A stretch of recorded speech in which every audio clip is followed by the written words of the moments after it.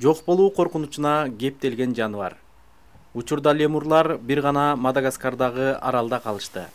Бирок жаныбарларды коргоочулар сырдуу сейрек лемурлар тукум курут болгону калганын айтат. Алардын саны өтө аз болгондуктан мурда аралга жык толгон жаныбарларды бүгүн токойду бир нече саат аралап жүрүп гана көрсө болот. Бул жаныбарлар негизинен адам баласынын кадамдарынан улам коркунучка кептелди. Биринчиден, өлкөдөгү азык-түлүк тартыштыгынан улам дыйкан чарбага колдонуш үчүн аймактагы токойлор өрттөлүүдө. Учурда Мадагаскардын токойлорунун 10% эле калган жана бул көрсөткүч да тез өзгөрүүдө. I would believe that.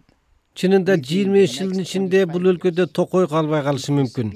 Демек, лемур жана башка сейрек жаныбарлар тукум курут болот. Андан тышкары лемурлар мыйзамсыз аңчылыктын айынан жоголууда. Жергиликтүү тургундар лемурларды атып эт катары жешет. Маселен, бул тасмада илбейсин катары атылган лемурдун баласы кароосуз калган.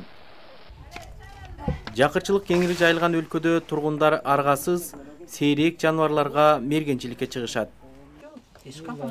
Активисттер жергиликтүү тургундарга жан багуунун башка жолдорун көрсөтүүдө.